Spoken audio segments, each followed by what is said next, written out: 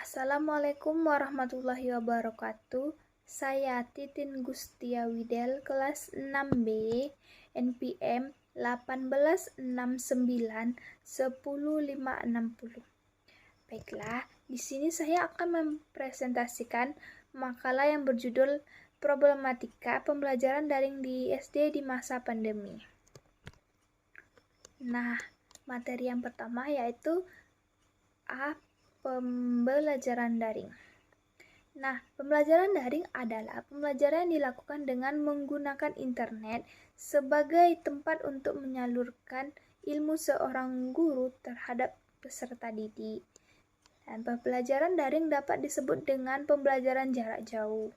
Menurut Permendikbud Nomor 109 tahun 2013 menjelaskan pembelajaran jarak jauh adalah proses aktivitas belajar mengajar yang pelaksanaannya dilakukan secara jarak jauh dengan menggunakan media komunikasi seperti handphone, laptop, komputer, dan sebagainya.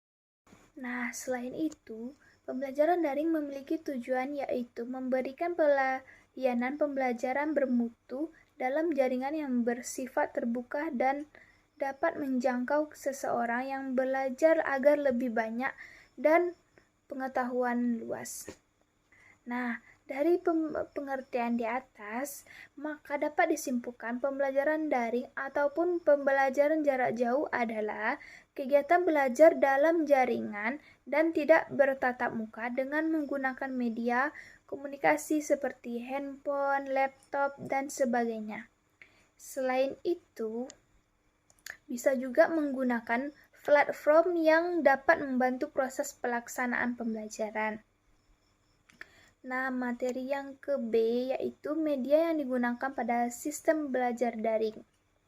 Nah, di sini pasti semua kawan-kawan tidak lain ya, pasti materi yang ke B yaitu media yang digunakan pada sistem pembelajaran daring.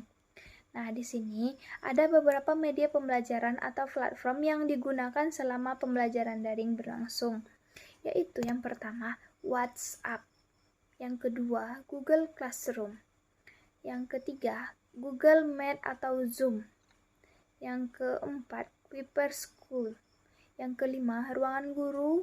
Sistem harus cepat dalam pencarian materi atau menjawab soal dan dari hasil perencanaan sistem yang dikembangkan. Nah, itu tadi yaitu media yang digunakan pada sistem pembelajaran daring. Nah, materi yang ke C yaitu kelebihan dan kekurangan pembelajaran daring.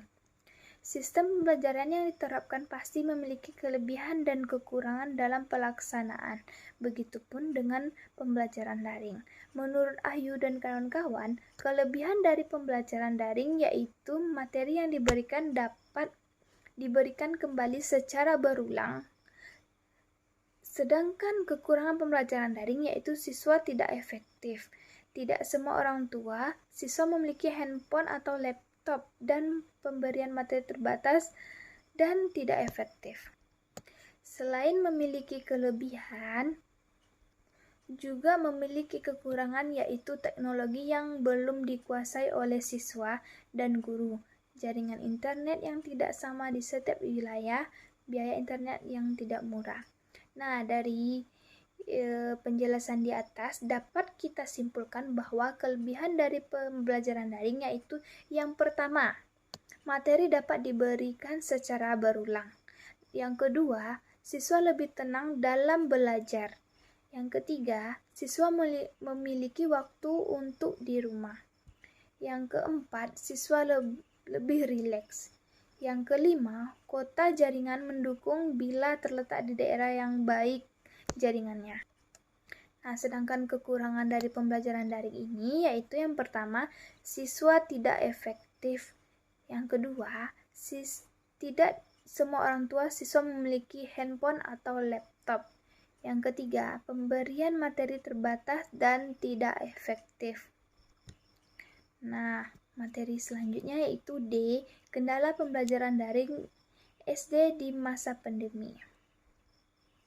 Nah, adapun kendala pembelajaran daring di SD di masa pandemi ini. Yang pertama yaitu orang tua siswa yang lebih banyak menggunakan aplikasi WhatsApp. Siswa yang menggunakan handphone, orang tuanya untuk pembelajaran daring akan mengalami kesulitan karena harus berbagi dalam menggunakan aplikasi tersebut. Yang kedua, kesulitan jaringan internet. Di daerah di Indonesia tidak sama dalam hal jaringan, seperti perbedaan antara di kota dan di desa.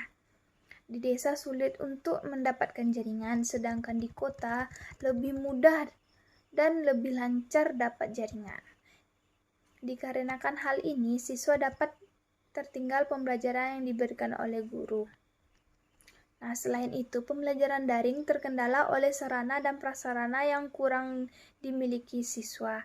Akses internet, kemudian faktor pendukung dari orang tua. Nah, sampai di sini dulu materi yang bisa saya sampaikan. Jika ada kata-kata yang salah, mohon maaf. Assalamualaikum warahmatullahi wabarakatuh.